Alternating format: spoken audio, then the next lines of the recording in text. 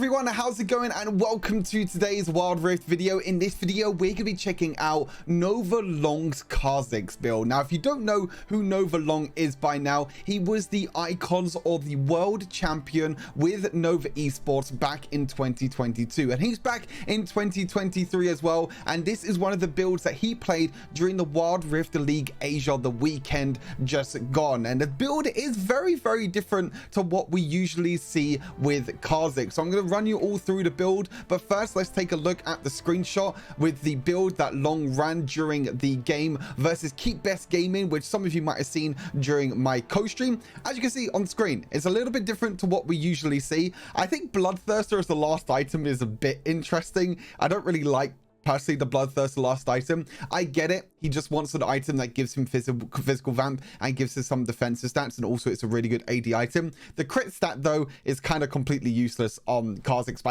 I guess 25% crit chance. Cool, you're very good. But interesting enough, there's no Duskblade in this build at all. So he goes for Ghostblade as the first item, then he goes for Black Cleaver, which Black Cleaver is a very strong and very a suitable item for Kha'Zix. Then he goes for the Mortar Reminder, Edge of Night, and he doesn't even go for Duskblade, which I find very interesting. So I got the build on screen now, obviously with the runes as well. He still runs Conqueror. Some people like to run Electrocute on Kha'Zix, but he still runs Conqueror. Again, I don't really have the sub runes like Domination, Resolve, and the other tree, which I can't remember the name off the top of my head. The Inspiration Tree, I don't have these runes, but these are most likely the best runes to always run on Kha'Zix. But I switch up this build a little bit. I still go for, I think, Ghostblade as the first item, but I still think it's really good to run Duskblade, because this item is still a very strong item. You could decide where to fit it in this build, maybe as like a third item or something after Black Cleaver, or you can even go for something like this. But I still like Duskblade, and the reason why I like Duskblade is because of the Night Stalker passive. So being unseen for a second causes your next attack against champions to deal bonus physical damage. Now maybe they might feel like they won't really proc Duskblade that much, and the reason being is that in the early stages of the game with Kha'Zix, especially in the Chinese pro games, you don't really see Kha'Zix going absolutely crazy. What they do is they like to just build items that have a lot of great base stats and give you a lot more defensive for the later fights in the game. That's why they like to go for like Black Cleaver, Mortal Reminder, Edge of Night, because these are items that will be more impactful in the later stages of the game. Duskblade is really good though in solo queue,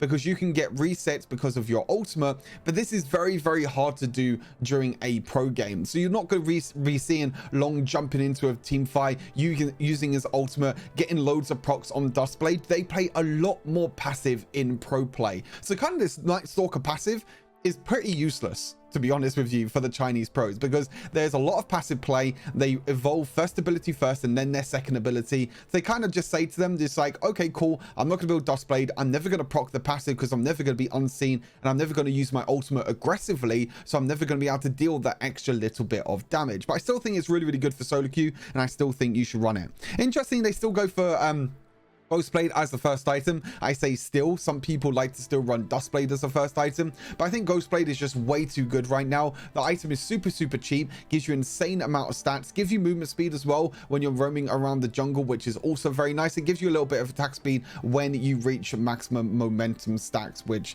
for Kha'Zix is still quite nice, because when he's jumping in, when he's trying to deal a little bit of extra damage, you can try and auto attack faster, so you can keep stacking up your Conqueror passive. Then you have the boots, which is Ionian Stasis, and the boots upgrade, which is Stasis, the Ionian boots and the Stasis. Ionian boots is really good because Kha'Zix likes to have his abilities on a low cooldown, especially his first ability, so he can keep using his first ability over and over again. And the boost upgrade Stasis, this is used by every single Chinese pro right now, because Stasis upgrade is just completely broken.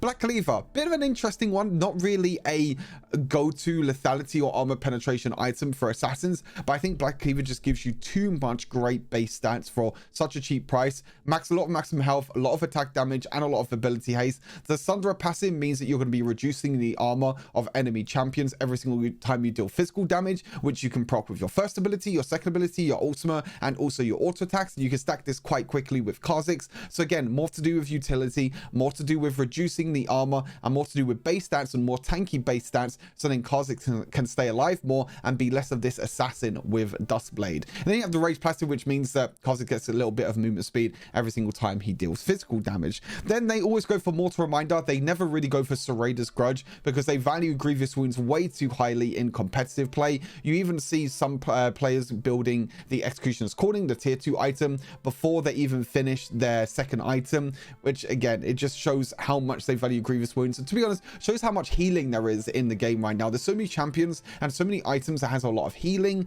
and you need to reduce this with Grievous Wounds, which is super important. And also Mortal Reminder is just an overall great item. Then they go for then he goes for Edge of Night, again another really solid item for Kha'Zix. I think the Annual passive is also very interesting. Grants a spell shield that blocks the next hostile ability, so when you do jump forward with Kha'Zix, if you do get caught by any sort of crowd control, this will be blocked by the Annual passive, which gives Long and gives Kha'Zix a little bit more agency when he's jumping in and when he's trying to go for these team fights. Again, another item that gives you maximum health and attack damage. And again, as mentioned, what they do is they don't actually run Dustblade at all. They go for Bloodthirster as the final item. I still run Dustblade because I think it's still really good in solo queue, but I understand why they don't run it in Chinese competitive play. Bloodthirster, last item. Again, I think the only reason he built this was the extra physical vamp. So yeah, I think that's the only right reason, really. It has an item that has a lot of attack damage. Crit rate doesn't really mean too much, and you get the Blood Swarm passive as well, which gives you that overshield heal every single time you deal physical damage. So I understand why he goes for Bloodthirster as the last item. Again, the crit stat is not that great, but the physical vamp will definitely help out Kha'Zix a lot. Conqueror, this still gets stacked very quickly on Kha'Zix, and it still is very strong. You gain stacks of adaptive force when hitting a champion with separate attacks or abilities, which stacks up to 6 times. And when you're fully stacked, you get Omnivamp. You also get a whole bunch of bonus AD, and the extra percentage of Omnivamp is more for melee champions than ranged champions. So just overall, a very solid rune for Kha'Zix. Sudden Impact, I don't know if this is what they actually run because of them not running Dustblade. I'll be very interested to see if they actually run Sudden Impact as well, because Sudden Impact is only really good when you're using your ultimate or using your leap, your third ability. I still think it's really good. I think the extra armor penetration you get, 13 armor penetration when you use your ultimate or when you use your third ability, is very strong. So I'm guessing this is the rune that they run, but again, we don't have any information on that, so I think it'd be quite interesting. Bone Plating, still really solid, blocks a huge amount of damage from the next few attacks abilities from enemy champions. And then Hunter Genius, so we can get as much ability haste as possible, so we can use our abilities more often, like our third ability to leap more often, our second ability to use our poke, and then our first ability as well. And obviously our summoner spells is going to be Flash and Smite. But very interesting build, and obviously Nova Long is one of the best junglers, not only in China but in the world right now. He already claimed his title in Icons 2022. Now he's trying to claim his title in the Wild Rift League Asia 2023. So excited to watch him and excited to try out this build as well. This build is actually very fun, and Kha'Zix as a champion is very strong right now. So hopefully you all enjoy. Take care, and I'll see you all in the next Wild Rift video. Peace.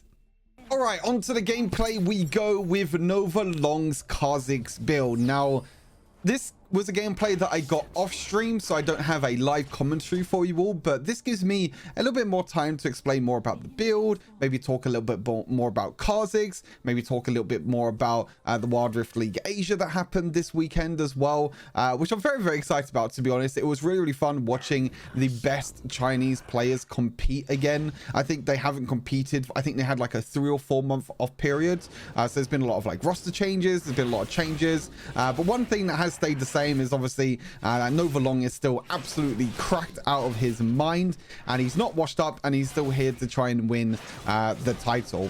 Now with Kha'Zix, you always like to start off with a buff because you get quite a lot of damage with your first ability. I kind of looked at jungle pathing a little bit as well when watching the Chinese Pro League, and what they like to do most of the time is they like to full clear one side of their jungle, whether that be the red side or the blue side of their jungle, clear one camp on the other side, and then go for Scuttle Crab. This gives you enough time to go for Scuttle Crab and gives you enough time to potentially look to try and, you know, contest, maybe try and look for a quick trade or anything like that. I'm not too sure if the volume is a bit too high. I will turn it down a little bit. I don't want the volume to be too high so you can't actually hear what the hell I'm saying the whole time. Hopefully that volume is a little bit better for you all. So you can see I do my full red side clear. I go into my red buff. The scuttle crab always spawns at 1 minute 25, so I'm a little bit late to this. I think most of the time you want to try and get the scuttle crab on that 1 minute 25 spawn. But you can see I'm just going to quickly take the blue buff here, and then after I take the blue buff, I'm going to go straight for the scuttle crab. And it's kind of just your general route in terms of jungle pathing, and then off your scuttle crab you can then look to go for your golems, and then for your wolves, or golems, sorry, your krugs, sorry, and then your wolves.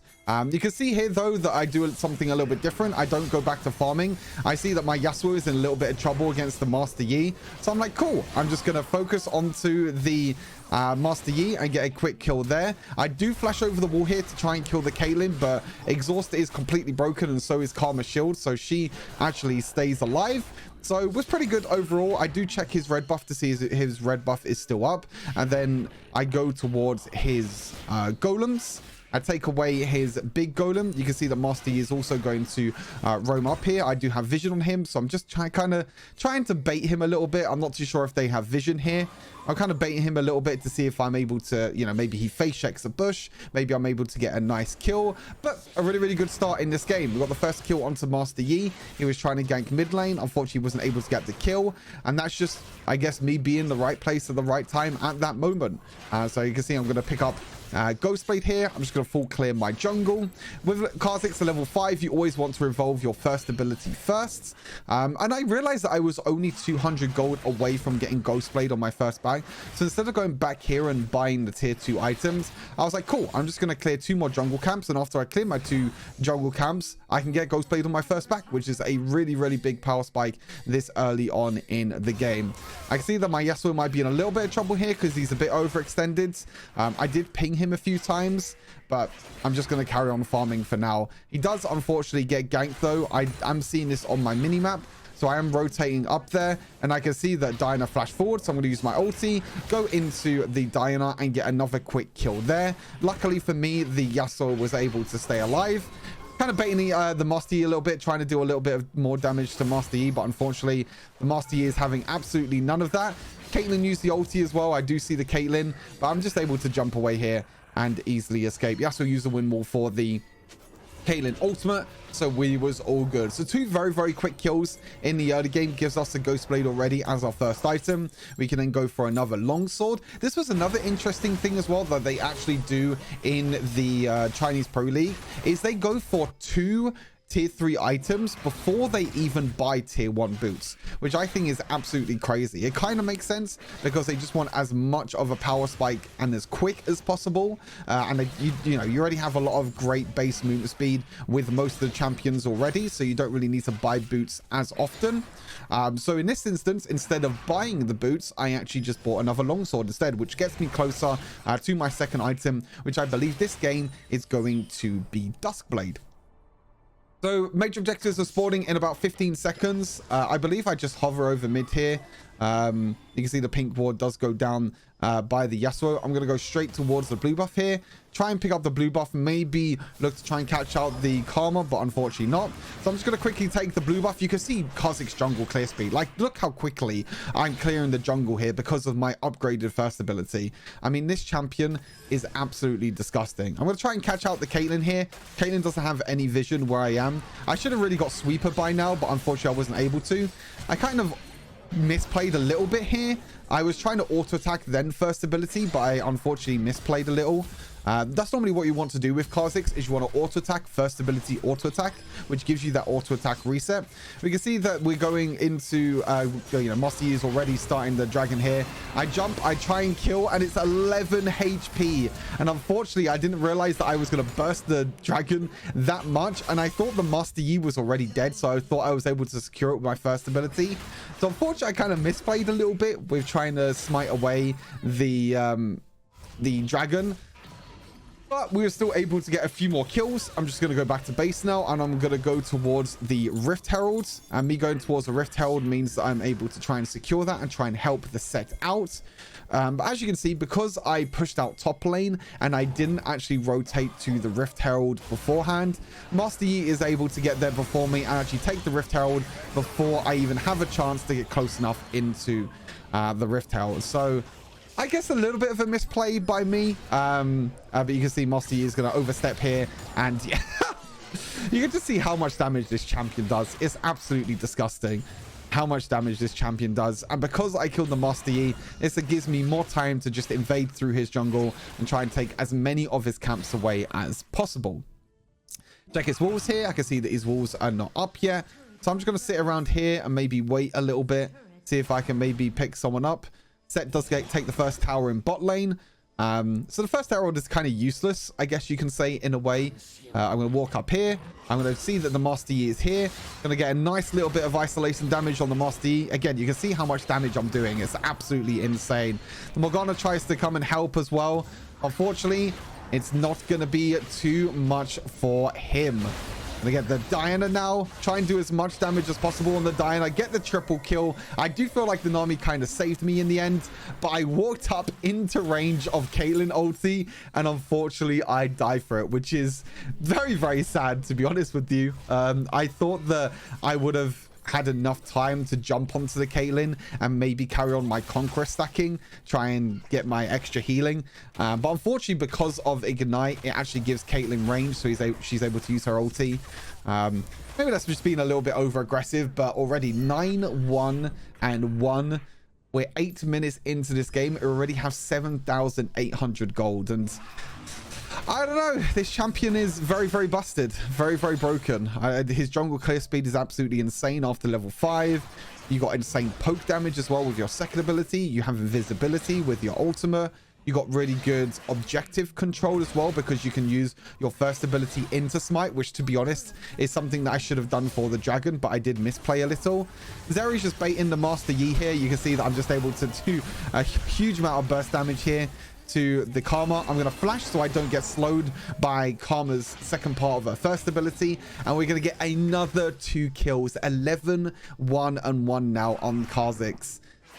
I mean, this champion is just absolutely disgusting. No wonder all the pros are picking Kha'Zix at the moment in the Chinese Pro League, and no wonder Kha'Zix has, you know, insanely high win rate at the moment. I mean, this champion just has everything you really need as a jungler, to be honest with you. You don't really need anything else as a jungler with Kha'Zix. You just need to farm up a little bit, get to a few items, get your first and your second ability evolved at level 9. And when you hit level 13, you're even more unkillable. You can see how quickly I just clear through my whole red side of the jungle. Get myself a little bit of vision. I see that the blue buff is up, so I'm just going to jump over towards the blue buff. Going to be stealing that one away, just checking the bush as well, making sure no one is sitting in there. Q smite into stealing away the golem, and this is something that, or Krug I should say, I keep getting confused with Krug and golem for some reason, but this is something that a lot of people don't really do when they're ahead as junglers, and what the Chinese players actually do a lot when they're ahead in the jungle, they always look to go into the enemy jungle and try and steal as many jungle camps away as possible. This will give the enemy jungler less gold, less experience in total, and it means that you'll just become stronger. But not only you becoming stronger, but you're also denying away CS. So you're already ahead because you're farming a lot of your own jungle. But at the same time, you're already insanely far ahead because you're able to steal away enemy jungle camps. You can see that Master Yi is currently 0-6 and has only 6,000 gold. I'm just going to clear away the top wave for now. Master Yi is unfortunately dead again for him. It's not been the best game for the Master Yi, unfortunately. But you can see here that I know that no one's coming up to the top lane. So instead of letting these minions die to the tower, I'm just going to take this minion wave, which is okay to do. Like, this is completely fine to do as a jungler. It's like when you're able to get into a position where you're able to take a side lane and there's no one else that is nearby. You can easily just go to a side lane, pick up the minions there, and just trying to get as much gold as possible. Because again, at the end of the day, you just need to make sure that not enough minions, no minions die for free, so you don't lose XP, you don't lose minions or anything like that. It's just really, really important. So we didn't get any kills recently, but we're just securing objectives for now. We got the next dragon that has just come up. Just going to push out the mid wave, get that mid lane priority. You see that there's a lot of enemy players now in this pit. Unfortunately for us, we wasn't able to secure the dragon, but luckily the Zeri was able to instead. I misplayed kind of a little bit here, to be honest. I should have just easily been able to jump, but I kind of misplayed my jump. I should have jumped before the second part of the Morgana ult. He stunned me. But it doesn't matter either way. We got the kill there. We're able to go back, pick up our Black Cleaver, and now we're going to build towards Mortal Reminder. Again, it's very interesting to see that players like Long are not going for Dustblade. I kind of understand it, but because this is solo queue, it's a lot more of a fiesta. You need to solo carry a lot more. So the extra damage you can get from Dustblade when enemies are isolated, and when you can leap around, especially when you're getting resets with your ultimate, I think is very, very important in solo queue. Again, I understand why Long doesn't build it in competitive, because it's a lot more slower pace. But in solo queue, it's definitely worth it. So I'm just farming through the jungle, just trying to get as much gold as possible. You can see that there's not really any objectives to get at the moment. Most players are just going back into base and resetting. I'm just trying to go as quick as possible into Mortal Reminder, trying to get our full item build as quick as possible, which is exactly what we are doing here. Just checking the bushes here, making sure that no one's here. I see that Master Yi is isolated at the top side here. Again, I kind of misplay here a little bit. I completely miss my second ability, and I actually nearly die here to the Master Yi, because Master Yi actually does really well to dodge my first ability with his first ability, and he still does quite a lot of isolation damage. So I was kind of worried there for a second. I was like, wait, am I going to die here?